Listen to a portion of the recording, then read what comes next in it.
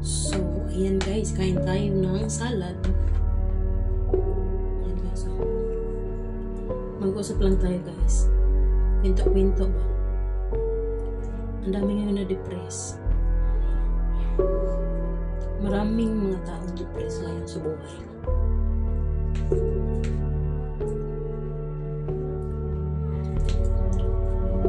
Maraming nag-post ngayon ng mga depressed mga tao. Tsaka maraming nagpakamatay. Dahilan ba talaga dahil sa mga problema ng pagkamatay? Mali siguro.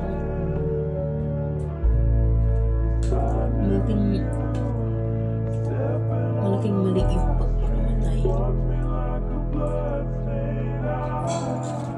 Kahit na ang problema mo, wala kang karapatang titilin ang buhay mo dahil ang Diyos lang yung may karapatan mo. At saka isipin natin, kung gagawin mo yun, saan ka mapupunta?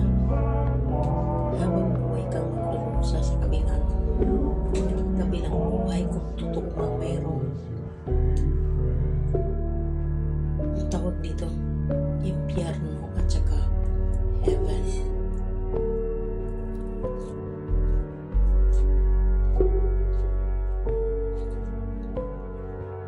Kung may mga problema, maghanap ng solusyon. Kung magmukmok,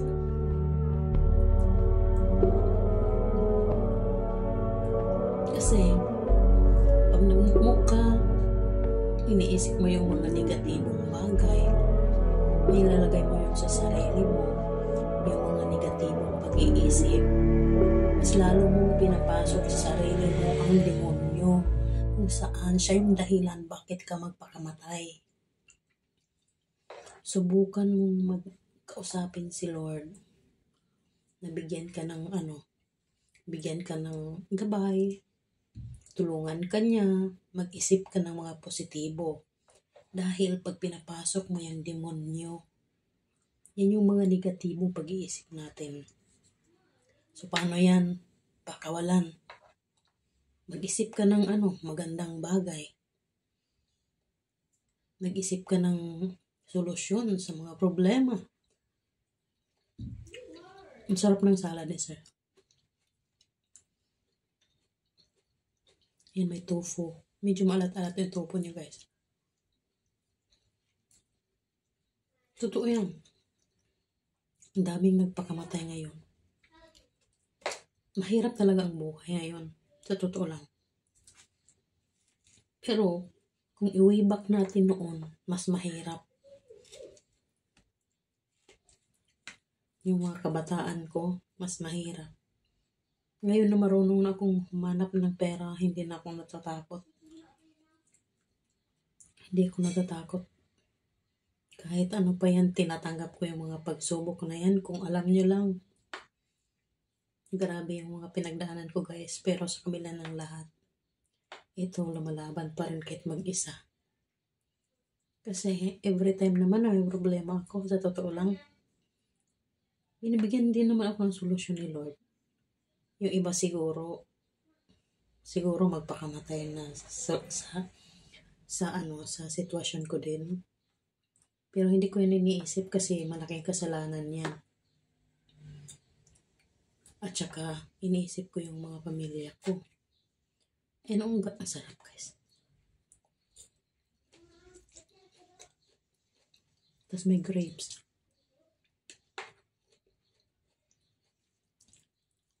Hindi talaga solusyon ng pagpakamatay na yan.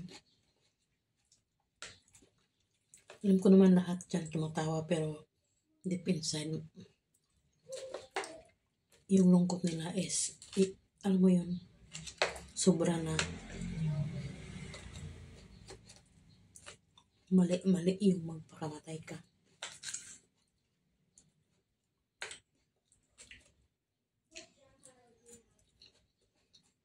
At saka wala kang karapatang kitilin yung buhay mo.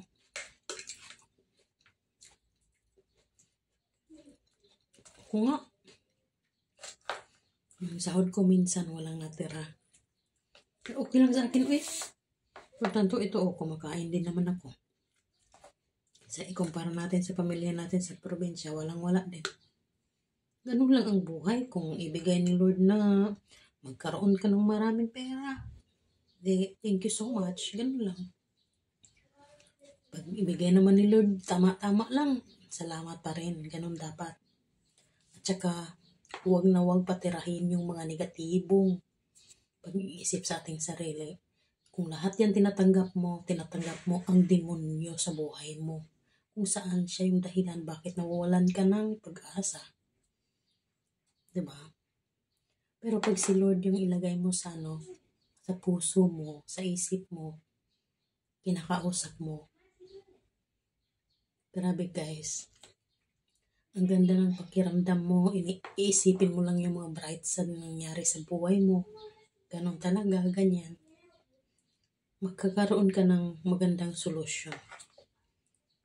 Tsaka huwag kang magtanim ng galit. Hindi maganda sa sarili mo na nilalagyan mo ng mga negatibong pag-iisip yung sarili mo. Kasi nilalason mo lang yung sarili mo na na hinayaan mo lang yung demonyo na pumasok sa sarili mo. Kaya yan ang nangyayari sa'yo, naging negatibo ka sa buhay. So, huwag ganun. Pag depressed ka, makipag-usap ka, mag-aliw-aliw ka, punta ka sa YouTube, manood ka ng mga wali ng mga pare, mga positibong bagay. Yun, magandang tulong yun sa atin. Yun yung ginagawa ko. Huwag kang manood ng mga problema. Tulfo. Kadalasan nanonood ako ng tulfo before. Pero ngayon, mas ini-encourage ko yung sarili ko na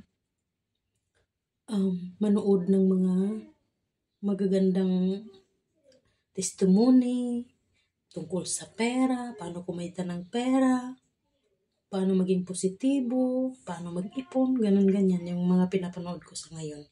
So, malaking impact yun sa akin, guys. Kaya, kung kung stress ka, pumunta ka sa YouTube, manood ka ng mga wali sa mga pastor, ganyan. Ang ganda. Ang ganda ng pakiramdam mo pag yun ang mga mo. Pero kung pinapanood mo yung tulfo, puro na lang away, ganyan. Hindi maganda. Hindi maganda yung impact sa sarili mo.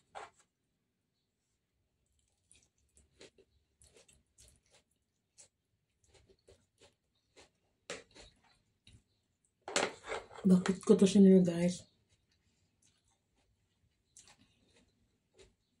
Kasi gusto ko na maging positibo din kayo sa buhay. Nasa atin yung mga negative, pero wag natin yung wag natin yung tanggapin sa buhay natin. Oo, minsan, up and down tayo. Pero, sa kabila ng lahat, bumangon ka pa rin. Mag-isip ka ng mga positibong bagay. Ayan. Kunti na lang yung salad ni Sir. Masarap ng tubo kasi malat-alat. Just may grapes siya, guys. Sarap para to, no? May grapes, may tofu, may tawag dito. Cholitos. Sarap. Tapos,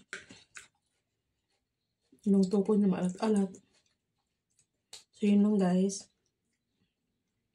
Hindi ko alam kung may manonood sa akin ito, pero gusto ko lang din i-share yung sa akin para magkaroon tayo ng mga positibong pag-iisip sa buhay. Thank you for watching.